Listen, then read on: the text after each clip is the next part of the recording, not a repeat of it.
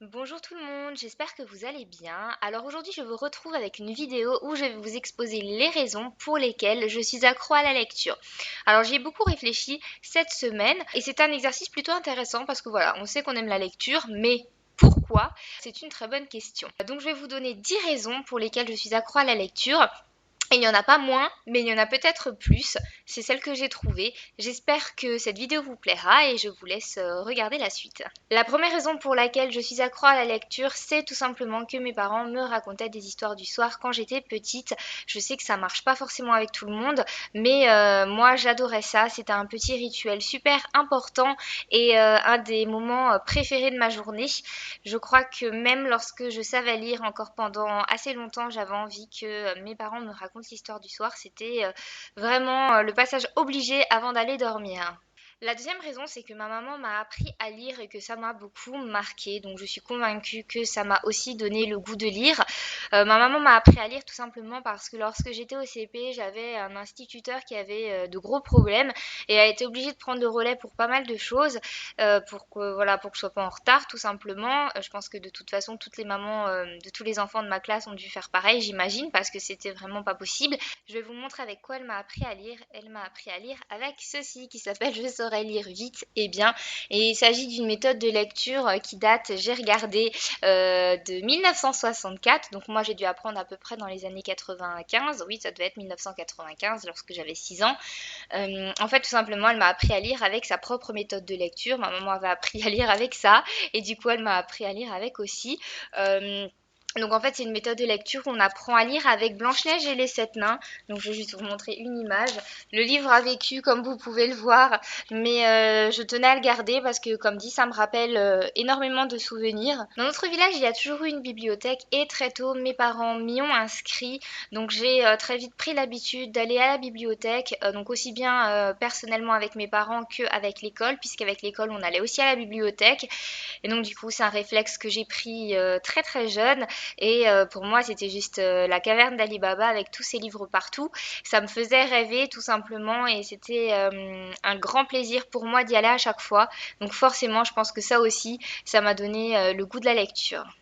Depuis toute petite, on m'a toujours offert des livres, même lorsque j'en demandais pas forcément, à Noël, à mon anniversaire, à Pâques, etc. Et je pense que ça a joué. En plus de ça, les personnes qui m'offraient des livres, en général, faisaient de très bons choix. Je pense qu'il faut le souligner parce que lorsqu'on vous offre un livre où la couverture ne vous plaît pas, où le résumé vous tente pas, où vous commencez à lire et vous accrochez pas, si c'est pas le genre que vous appréciez, etc., très vite, vous pouvez vous dire, ah ben voilà, j'aime pas les livres qu'on m'a offerts, j'aime pas lire tout court. Or, je pense que tout le monde peut aimer lire, il faut juste trouver les livres qui nous parlent. Et voilà, je pense que les personnes proches, les personnes de mon entourage qui m'ont offert des livres ont toujours très bien choisi et ça m'a confortée dans mon plaisir de la lecture.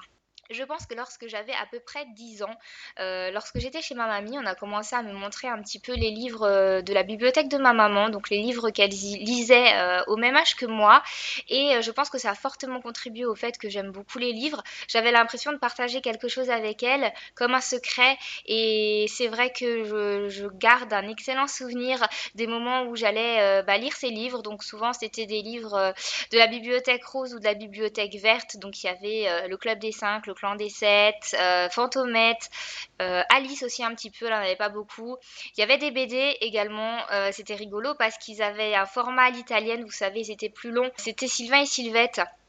Je ne sais pas si vous connaissez cette BD qui est toujours éditée avec ces deux petits. C'était un frère et une sœur, je crois, qui vivaient dans une ferme avec plein d'animaux. Et pas loin vivaient les compères. Il y avait un loup, un sanglier, un renard, un ours. Voilà, j'en oublie peut-être un, mais en tout cas, c'était des compères qui essayaient qui tout le temps jouaient des mauvais tours aux deux enfants. Et oui, j'ai adoré cette période-là. Je relisais les livres de ma maman inlassablement. Et j'adorais ça. J'ai l'impression d'être grande et je sais pas, ouais, de partager un secret.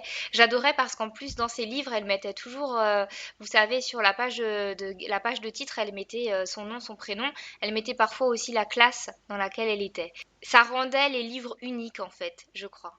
Après, de manière générale, évidemment, je pense que ce qui fait que j'aime aujourd'hui lire, c'est tout simplement que j'ai croisé des livres juste géniaux. C'est vrai que j'ai tendance à dire souvent que c'est Harry Potter qui a vraiment marqué le moment où les livres ne m'ont plus jamais quitté, mais je crois qu'il y a déjà des livres avant Harry Potter qui ont contribué à cet amour, des livres de première lecture, des livres voilà pour plus jeunes, voire même des albums que j'ai lus quand j'étais petite.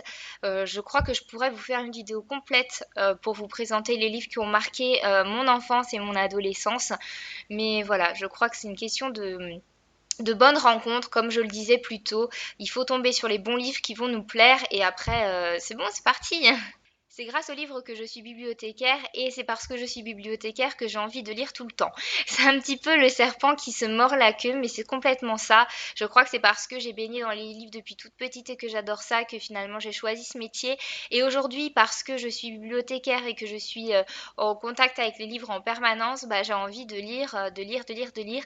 C'est un truc de fou parce que quand on est dans une bibliothèque tous les jours, je vous assure, il y a tellement de livres qu'on a envie de lire et on sait pertinemment qu'on n'arrivera jamais à tout lire et c'est très très très frustrant.